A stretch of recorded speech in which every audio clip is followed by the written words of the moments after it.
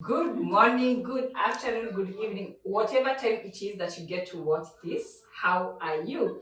So we are shooting this today. I know when you look at our view, you might think, "Oh, Tiz has gone back to America." And don't worry, I'll keep on singing this song until time immemorial. But no, this is coming to you direct from our Nairobi office, our center here in Westlands. And with me, I am joined with our psychologist that I believe some of you, our clients, you've met them, they are actually your psychologists. So what I'll do, I will allow them to introduce themselves and they tell us where they are from, even before we move. But before then, my name is Triza Kenyeka. I'm a psychologist at All Smiles Therapy Center and Training Institute. So have you learned karibuni, what it means? Welcome. Karibu means welcome. Yeah, asante sana. Well, I like that. Good. So we start with you. Yes. Tell our Yes, hello there. Yes, my name is Max Söderström, or Max Söderström, as you would say in Sweden, than where I am from. Coming here to the center to meet patients and hopefully to help as best as I can with that. Yeah. Great, thank you. So Max, I also do not know how to pronounce the other names. We call him Max. Yes, Max, and my name is Ara Maruf, and I'm also from Sweden. I'm originally from Gothenburg, which is the second largest city in Sweden, but we're both doing our studying at Örebro University, which is a city much smaller than Nairobi, but okay size in Sweden. Yeah. Wow. Okay, so Örebro is a different city? Yeah. Oh, okay. Yeah. How many cities are there? Oh, there are as many as, I mean, even here in Kenya, I can count. Yeah, there are many. Well, I think you kind of need to look at the different sizes in Sweden. I mean, Sweden is quite a tall country with only 10 million people living in it. So people are scattered 10 million across. people. Yeah, exactly. So we're in Örebro. How many is it? 160,000? Yeah. Like much smaller. Much smaller. Yeah. Oh my goodness. Yeah. So in a way, it's like you know almost everyone within, or you know people by their families, or. I mean, Not really, because none of us are from Örebro. yeah. Oh, okay. But then again, for us studying at the university and then being engaged in that like student bubble, as I would call it, then of course most people that you just walk across during the everyday life while studying, you kind of recognize, or especially the people from the psychology department, like you kind of know or recognize them at least, yeah. Oh, wow, great. So you get to hear both Ara and Max. They are our visiting psychologists. They've been with us and they're still going to be with us. And I know they're already walking the journey with you. So for this video, it's mainly not about Triza.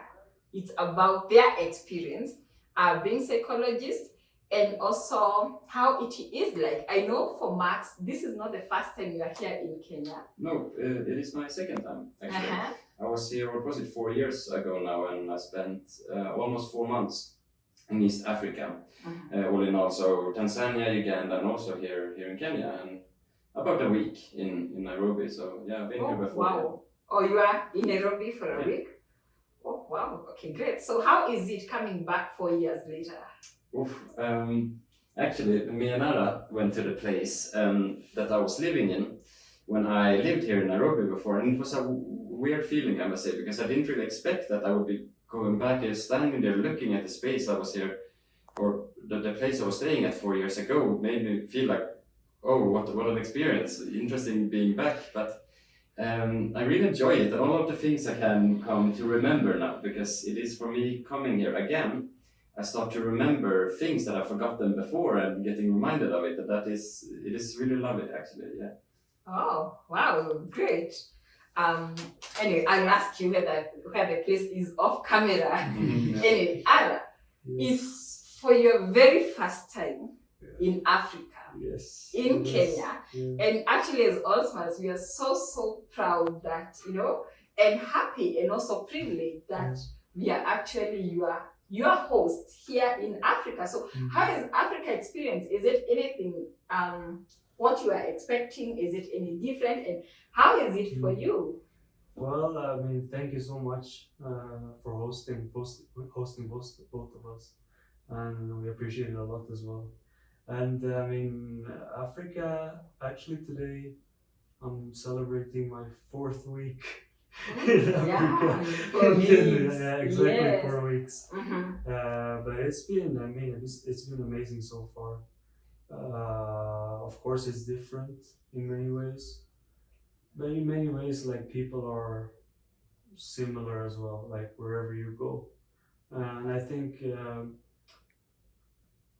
the biggest surprise has probably been some of the obviously some of the cultural aspects. Uh, well, maybe in therapy, both in therapy, but also like in real life when you're interacting with people. There have also been challenges. I mean, challenges, for example, such as security. Of course, that's something that you have to get used to here. But at the same time, I haven't like felt insecure at any point in time during my stay here. I mean, everyone I've met have been very nice and so on. So yeah. In conclusion, I love it here. I really feel yeah. I'm enjoying my time here for sure. Wow, Yeah. great. Ara is enjoying his time here. So before we even go to you as psychologist, just an overview of you as first people visiting Africa, Kenya, and Osman. The other day you mentioned to me that you've used matatu, the public means. How was that for you? I like it. Like, to be honest, for me personally, I like using matatus more than Uber, because for me, I think it's kind of experiencing the country, and I just like the music and sitting there and the people, and I like getting involved in that sense, into culture and seeing it from the inside. So like I really enjoy and appreciate it. I like it, yeah. Oh, wow. Ada, you prefer or do you like our food? You guys are telling me you've just taken nyama choma, nyam chops. Yeah. How is that? How do you? you find our food? Oh, it's been great. I mean, yeah, it's yeah, I like it for sure. Yeah, it's been it's different. Some things are different, but some things are similar. I mean, the pilau. Oh, Is, for pilau. You have example- pilau in Sweden? I'm not in Sweden, but I have some Kurdish heritage. So we have something called pilau. And it's rice as well. Oh, wow. So pilau is a bit different, but it's still like kind of the same thing, with like meat in it and all that. The food has been great, no complaints. Wow. Yeah. When I visited America, I had a big issue with food. And I'm sure by now you will know why. You can see our food here. Then I got there and I realized everything there is cheese. I'm not saying I love cheese, but it was just too much. And wheat. So like you find buffet breakfast, you have pizza, you have donuts, you have everything. Like you think you have variety, you have like 20 servings, different servings, but everything has wheat and cheese. At first it was enjoyable and all that, but along the way I just felt, oh my goodness, I want our food. And that's when I learned that our food is very different. I was so much worried about you people. If you'd also find our food being so different that you're not able to cope. And yeah, I'm happy to hear that you're actually looking forward to to experience. So what other things? I know you guys have been to Giraffe Center and other places, but generally, how is the experience just now for you? And also climate-wise, Max, the other day you told us you are missing snow, like, oh my goodness. I am. You were born and bred in Sweden? Yeah. Ah, great. Where are you originally? Or you also born in Sweden? I was born in Sweden, yes. Ah, okay, great. So, that's okay. So you are both from Sweden. So yeah, you can share about the climate. How would you find it? Yeah, well, as you said, compared to Ara, for me, I'm kind of missing the weather back in Sweden. Because, I mean, if you think about it this way, that when it's warm, you cannot really do that much about it. Whereby when it's cold, you can at least just put on a layer of extra clothing. but yeah, otherwise, I shouldn't complain too much because I know I will get back to Sweden again. I miss the warm weather. But I'm also looking forward to like rainy season and to see how that will be. But then for me, it's a little bit different. Like living here, and also compared to several years ago for me traveling, of just the experience you get and what you see and what you get to do. Because now I feel it's more like everyday life here, which is a lot different than just traveling or backpacking as I did before. So I notice it's like two different things, even if it's in the same country, so to say. Yeah. Oh, great. Ara, how is it for you? I'll tell you it. Yeah, well, as you said, we have totally different opinions of that. I love it here. Like I really feel at home with the climate, with the warm weather. Yeah, I think the problem in Sweden, for sure. I mean, when it's cold, it's cold. I don't like that either. For sure, that as Max said, you can do something about that. Like you can wear more clothes. But one of the problems, especially during winter, is the darkness. Like it's gets very dark the more north you go. So, for example, where we live in Nairobi, I think during the darkest month, so to speak, we probably have the sun is probably up for like 6 hours or so. Oh, yeah. So like your day starts from what time? Like okay, I mean now day is light. 8:30 maybe until 3:30. So by 4 p.m. it's very dark. I'd say so, right? Yeah. So does it mean that people close work and or how? No, it's the lights. Now you switch like to No. having a long night. No. And I wouldn't be surprised if like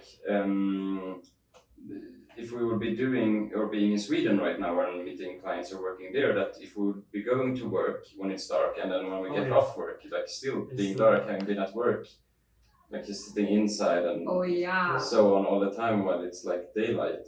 Oh my, so like okay, so there is light, but not the natural light, per se. Yeah, of course a lot of lamps and everything, but I don't think really you can fully replace like the natural light, you know. Oh wow, okay, that's something I didn't know. Something else that surprised me, even when we had our virtual meetups way before. Yes. And just in case we are shouting, we are not shouting. We are trying because we don't have the mic. So, but we are raising our voices enough so that you can hear. Is the fact that you guys are so fluent in English. You know, I expected it to be very different. Given in Sweden, it's more of Swedish. Yeah. So, how is that possible? Maybe you can share. We can start with you. Yeah, I mean, in Sweden, I think most young people at least are fluent in English, let's say. Both from the influence, we have a lot of influence from American culture, British culture. A lot of our media is in English. No, it's not in English, but we watch a lot of English media. But we also have our Swedish movies and Swedish shows as well. And they're never dubbed. We only have subtitles. So I think that helps out because I know a lot of countries dub them. So it's harder to like learn the language. But also we have English classes from 3rd grade. Oh, yeah. Okay. And I think in Max and Ara's case, Max has been traveling a lot. And I lived in Canada for 3 to 3.5 months. So I think, especially in our cases, that has helped a lot. Oh, great! You guys are good buddies. Like even when it comes to traveling, you travel. Okay, fine. Max, English. Yeah, well, as Ara says, it's just like a part of culture in Sweden. So he was saying we have it in school, like learning English, like growing up. But even in the university, a lot of our courses are in English, and of the literature we're reading, the lectures we're having, and international like professors. So it's just such an integrated part of culture that they can take it for granted that everybody knows English, which the people there do. Oh, wow. Which is quite a good thing because that makes it easier just going like internationally for me, going out traveling and so on. Oh yeah, that's so great and puts you in a very advantageous position. Not to say that English is the only global official language, but you see, I mean, we not have heard you here because how else? Us, we are just English, and now we shift to Swahili. Swahili is next to English. It's our national language, but not our first language. So you find here we have two national languages. We have Kiswahili, that is Swahili, and now English. And of course, each and every person has. Where is Masi? You come from? I think you're also from Kikuyu. Yeah, so we have Kikuyu, we have Masai, we have Luo. There are many of them. We have Kalejins, we have Meru, we have many. Like, we are a total of 43 tribes. So each and every person has a tribe. Then we move to Swahili. Swahili becomes more of, it's localized, but a national language. So you find everyone knows Swahili, and now English is what we acquire, we learn in school. Yeah, but those grown in the village like myself, we had to acquire both Swahili and English. Like we were even taught in our mother tongue, you know. Yeah, so Ara has mentioned that you've traveled a lot. Maybe you can share with us more of your traveling experience and places you've been into. Okay, yeah. I think I can do that. It's just a little bit hard of like where to start. I think for me, when I started traveling, my first real like travel was when I was young with my parents. But then growing older, I did this with some friends. I noticed that the things experienced by doing this, and then for me going out backpacking, and then doing that by myself. And so for me, I started in Australia and we're living there a little while as well, but then just continued with that, and I found out, or I rather noticed how much that was giving to me, all of the things I experienced and even brought home with me back to Sweden, and for me personally growing as a person, and then just for me from that experience trying to keep it up as much as possible. And also having been blessed enough to be able to do it while I'm studying at the same time, feeling like it's quite meaningful and quite giving in that sense. Oh, wow. Okay, that's good. So you've been to Australia. Where else? Asia. Asia, Africa. Yeah, South America, North America. Oh, wow. So you really traveled. How is it? And you still feel you want to pursue, traveling and a lot of it? There is a saying that when you start traveling fast, there is just something that keeps you going. Yeah. Do you resonate with it? Definitely. Like for me, I didn't expect the things I would have experienced beforehand until I started traveling. I started noticing like, this I had no clue. And then that's the reason why I kept it going.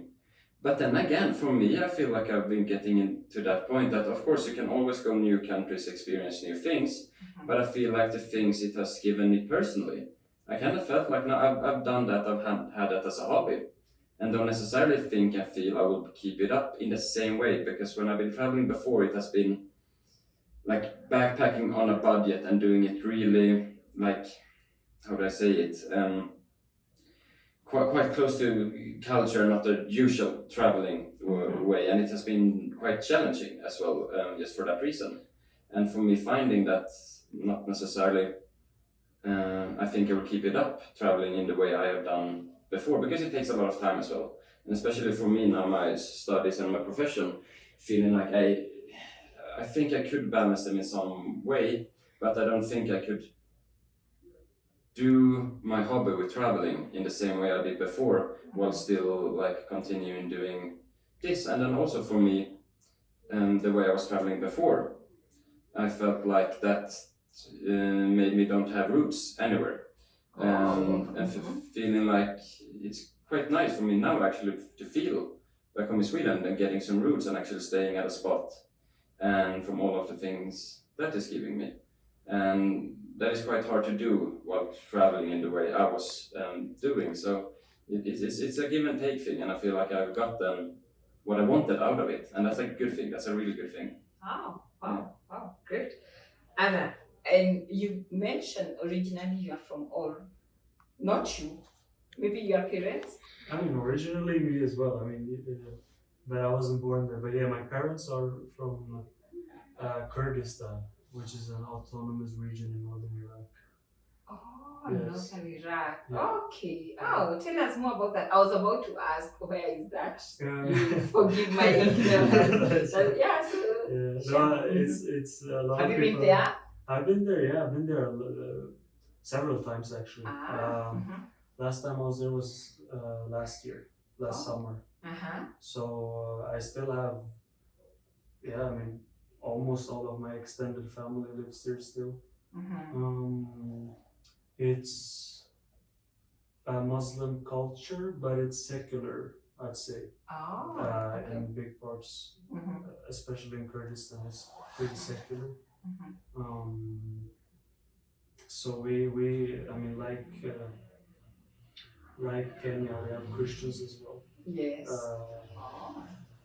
We have local religions as well, such as Yazidis and so on. But a big part of the population is Muslim. And yeah, it's. I've never lived there, but I visited. And I mean, I speak the language, so I can get by there and so on. That is Arabic or? It's Kurdish. Kurdish, yeah. So it's its own language. And I think in some parts it's kind of similar to Kenyan culture. I mean, especially because I can probably imagine that it's similar to the coastal areas, the culture, especially because of their religion and so on. But yeah, it's nice. Well, it's even good because it's for the first time I'm interacting with someone from Iraq. Or you said not Iraq, but it's within Iraq. Officially it's within Iraq. Yeah, it's within Iraq. Yeah. So what's known? Let me say, out of ignorance, maybe people not wanting to do further studies and get to know, is there is always war. And is that true? Or that was there, it's no longer there? Yeah, I mean, no, it's no longer war, especially in Kurdistan. I think there will always be tensions when you're striving for independence and so on. It isn't really accepted by anyone else in the geographical area for political reasons. And yeah, there will always be tension, but it's stable. There's tourism there. Yeah, and I mean the culture I would say is very inviting. Yeah, it's very inviting. Do you have many Africans there? We have some. Yeah, we have actually. And not the Africans Arabic, the Africans like us, Kenyans. Yeah, working. Yeah, working. Yeah. Yeah. Wow, great. Yeah, so. But I would say that it's definitely worth a visit. I think it's a very welcoming culture, good food, shawarma. Shawarma is Arabic, but they're similar. Things. So the shawarma is. I think we are borrowing so much from. But yeah, I think honestly, everyone is. And I have a feeling you are feeling more home with our food than even Max, right? In a way. It's more similar, I'd say. Maybe. Yeah. Wow, great. So yeah, we should go visit Iraq. But he's not from Iraq. He's Swedish. He's from Sweden. So yeah, okay. So generally, this was first a warm up, and even for our people, I know you've met our clients and all that. So what you'll do, we are going to have this video as part 1 and part 2, so that now part 2, you can share how it feels like being from Sweden and now being psychologist here at All Smiles, and also the cultural differences, such. Yeah, so just in case you have more questions to them, I know maybe some people would like I ask, are they married? So many things, their religion, how old are they? I will not ask that. I will just not ask that because this video is, we are all psychologists here. We are just doing the basic warm-ups, not really digging deeper, but yeah, should you be having a question for them, you can raise it there. We're going to post this video on our YouTube, on our TikTok, Facebook, all our social media. So just put it there, directed to them. I am sure you will watch, and sure you watch across all our socials, and maybe what you feel like answering, you can answer. You can answer. So for me, I've just inquired much more. If you notice, I was also learning in the process. Because I think ours has been work. We've been working all through. And anytime we have more time to catch up is catching up around work and all that, yeah. But before we close this, we go to part 2. Anything you'd like to share now about Max, and maybe Max being now in Kenya? Just anything generally? That's what I come to think of now. I just find the whole experience pretty nice, and for me, I think I take in that experience. Just walking the streets and like you pick up all of these culture differences kind of everywhere. So that making it a little bit harder to talk as well, just because it's all of these small things in the everyday life as well. Like for me, I find them really interesting and we bring them up, but there are also so many and so small. So. It's just hard to be talking about it, but then for me I would then just put weight on the just general experience of finding it nice being here. Yeah. Great. Have you been into Nairobi streets, especially at night? Have you? Not that Or much. you've taken matatu to Nairobi? By Nairobi, okay, we are all in Nairobi. I mean CBD town. Yeah. Oh, how was it? Not really that Many much, people but knocking nice. each other. Yeah. We don't For know me, I how. like it. Oh, you like it that way? I like walking the streets in Okay. CBD more than here in Westlands. Oh, Yeah. wow. But I hope you take care of your phones. Yeah. Wow. It's still here. Ah. So we hope that continues. Yeah. Oh yeah, sure. Ara, anything extra you'd like to share? No, I'm just grateful. I want to thank you guys here at Allspice as well for hosting us here. And well, as you said, if anyone has any questions, feel free to ask them. We'll do our best to answer. Yeah. And if you have an opportunity, come to Sweden. Oh yeah. You see, he's inviting you to Yeah, Sweden. of course. You just never know. Yeah, great. Wow, yeah. So ask him how. And when you go, at least now you know people. You have contact. And by the way, just in case you're in Matatu and my guests, they happen to be there, please take care of my guests. Have you been called Muzungu? Yeah. Yeah, a couple of times. lots. Oh, a couple of times. But Lots. but people, they are very friendly. Yeah, Even when you are paying for your fare, Yeah. I hope they're not overcharging you. I try to keep a check Yeah. on the different prices Mhm. of most things, just to stay away from Musungu price. So like maybe they're charging double or something. Okay.